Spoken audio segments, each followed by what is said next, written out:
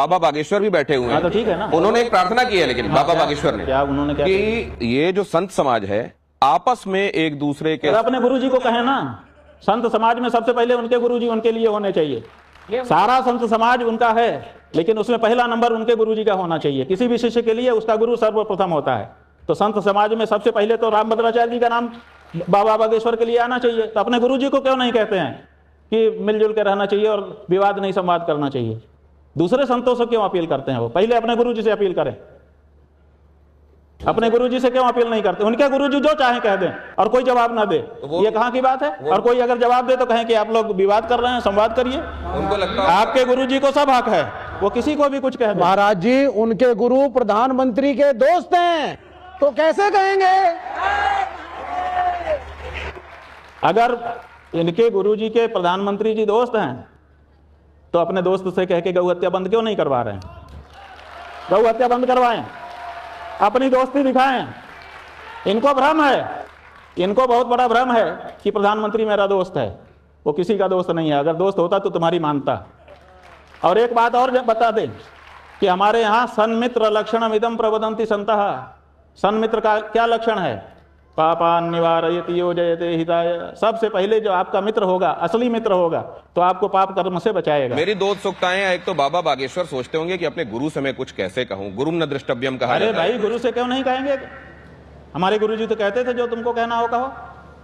हम तो सब कहते थे अपने गुरुजी से। वो गुरु कैसा जिसके सामने हमको हिचक हो जाए अपने मन की बात कहने में? जब हमारे मन की ही वो नहीं जानेगा तो हमको क्या उपदेश करेगा? और दूसरे ये जो कहा जाता है कि सर्वोच्च पद पर आसीन व्यक्ति को, सामने तो सर्वोच्च पद पर आसीन व्यक्ति को ना तो किसी का शत्रु होना चाहिए, ना किसी का मित्र होना चाहिए। क्या प्रधानमंत्री पर भी ये लागू है?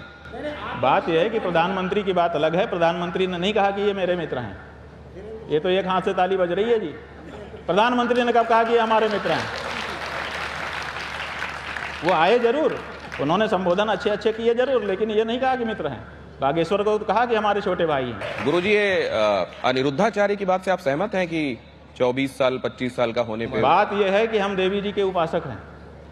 स्त्रिय समस्ता सकला जगत्सु, सारे संसार की स्त्रियां परम्बार राजराजेश्वरी का स्वरूप हैं, और हमको तो कोई चरित्रहीन नहीं दिखाई देती।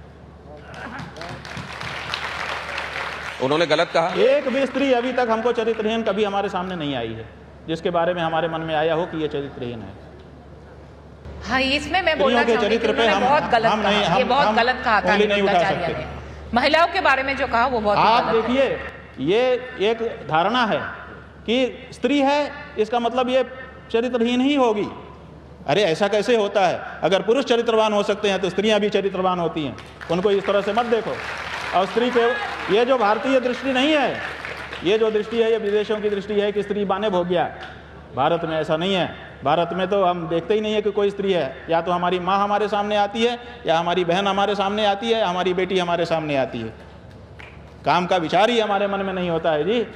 तो ऐसी परिस्थिति में भारत की एक भी स्त्री चरित्रहीन नहीं है हमारी दृष्टि में, बाकी जिसकी जो दृष्टि है। बाबा बागेश्वर से एक सवाल हाल में पूछा गया कि आप पर्ची निकालते हैं, आपको भविष्य दिखाई देता है, तो आप जब एयर इंडिया वाला एक्सीडेंट हुआ तो उसको वक्त रहते क्यों? अरे भाई, एयर इंडिया तो छोड़ो, जो पहलगांव में हुआ, पहलगाम हिंदू राष्ट्र बनाने जा रहे थे, हिंदू के पूछ करके मारा गया ना। कुंभ के बारे में भी लोग ये वो क्यों नहीं देख लिया? तो वो कहते हैं कि भगवान को भी मालूम था कि ये कौरव और पांडवों के बीच में क्या होने वाला है, लेकिन वो उसको रोक नहीं सकते थे। हाँ हाँ हाँ, बिल्कुल, भगवान ही के तो अवतार हैं। जो भगवान करेंगे वही तो ये करेंगे। भगवान ने तो बहुत कुछ किया था, करके दिखाओ। वो कह रहे हैं, आज हमको वीडियो दिखाया है, कल उन्होंने कहा है कि अभी मुक्तेश्वरानंद का मैं बड़ा आदर करता हूँ, शंकराचार्य जी का बड़ा प्रेम करता हूँ। वो हर 2 दिन में हमको गाली बकते रहते हैं। उनका शब्द देखिए, हर 2 दिन में हमको गाली बकते रहते हैं। हमारा एक शिष्य है प्रत्यक्ष चैतन्य मुकुंदानंद गिरी, उसने, हमने फेसबुक पे देखा, उसने पूछा है बागेश्वर वालों से कि आपके बारे में नहीं, दुनिया के किसी के भी बारे में अगर हमारे गुरुजी के मुंह से गाली निकलती हुई का वीडियो ऑडियो दिखा दो तो हम तुम्हारे चेला बन जाएंगे, और नहीं तो तुम क्षमा मांगो हमारे गुरुजी से। अगर धीरेन्द्र शास्त्री के अंदर थोड़ी भी लज्जा होगी तो उसका जवाब देंगे। और दूसरे, हम ये कहना चाहते हैं कि वो क्या कह रहे हैं कि मैं शंकराचार्य जी का आदर करता हूँ, वो हर 2 दिन में गाली बकते रहते हैं, बकते रहते हैं। देखिए शब्दावली देखिए, बकना ये हिंदी की एक धातु है। बकने का मतलब होता है व्यर्थ का प्रलाप करना, निरर्थक बात कहना। बकना जो है वह आदरणीय के लिए नहीं उपयोग में किया जाता है। तो आप एक तरफ कह रहे हैं कि आदरणीय है और बकते रहते हैं, तो जो बकने वाला है वो आदरणीय नहीं हो सकता और जो आदरणीय है वो बक नहीं सकता। तो ऐसी स्थिति में दोनों का साथ में प्रयोग करने से पता चल रहा है तुम्हारी मूर्खता नहीं है ये धीरेंद्र शास्त्री, ये तुम्हारे गुरु की मूर्खता है कि तुम्हारे जैसा चेला उसने पैदा किया। देखिए खंडहर जो है वो बताता है कि इमारत कितनी बुलंद थी, ऐसे ही शिष्य बताता है कि उसका गुरु कितना योग्य था। और अगर शिष्य मूर्ख है तो उसका गुरु विचार करे। तो गुरुजी उन्होंने आगे ये भी कहा, इसी में आगे जोड़ा कि वो जो भी मेरे लिए कहें वो मेरे लिए आशीर्वाद स्वरूप है, उससे मेरी भलाई ही होगी, कल्याण ही होगा। भाई भलाई का मतलब देखिए, हम उनके बारे में अच्छा बोलने वाले थे, अभी भी बोलेंगे।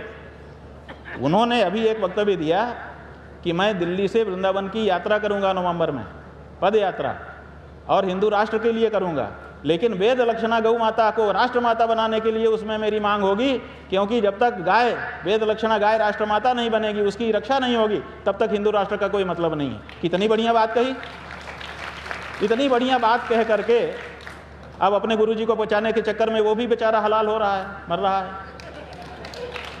अरे गुरुजी तुम्हारे सक्षम हैं, उनको खुद अपने बचाव करने दो, आप काहे को इसमें पड़ते हो? आप क्या धर्म संकट के माध्यम से सीधे रामभद्राचार्य जी को कुछ कहना चाहेंगे? हम रामभद्राचार्य जी से कुछ क्यों कहें? हमको कहना था, कह दिया हमने। 3 बात कही है, देख लीजिए रामभद्राचार्य जी से, कि आपका दावा है कि आपको 1.5 लाख पृष्ठ याद हैं। इसी पॉडकास्ट में एकदम रिसेंटली उन्होंने कहा है, तो वो 1.5 लाख पृष्ठ पहले पहचान करके एक टेबल पर सजा दीजिए, उसमें से केवल 150 पृष्ठ हम पूछेंगे कि याद हैं कि नहीं है। क्यों? क्योंकि कोई भी बात कही जाए तो वो परीक्षित होनी चाहिए, अपरीक्षित बात, केवल दावा नहीं रहना चाहिए। अगर आपका यह है तो ये विश्व के लिए बहुत बड़ी बात है। हम लोग जय जयकार करना चाहेंगे इस परीक्षा के बाद। तो एक तो आप 1.5 लाख पृष्ठ बताइए कौन कौन से हैं, ताकि परीक्षा हो जाए। दूसरे, आपने कहा है कि मुझे 23 भाषा आती है, तो 23 भाषाओं के जानकार हम लेके आएंगे, उनसे आधा घंटा बात करके दिखाइए, ताकि हमको ये खातरी हो जाए कि आपको 23 भाषा आती है। नरसिंह राव को भी 19 भाषा आती थी कहा गया था, हम लोग उसी के लिए आदर करते थे। आपको तो 23 आती है, आप तो हमारे बड़े आदरणीय हो जाएंगे। लेकिन अभी तक कभी भी किसी भी दूसरी भाषा में, हिंदी के अलावा, आपका कोई वीडियो यूट्यूब पे सर्च कर रहे हैं, नहीं मिल रहा है, आप नहीं बोल रहे हो, और दावा कर रहे हो कि 23 भाषा आती है।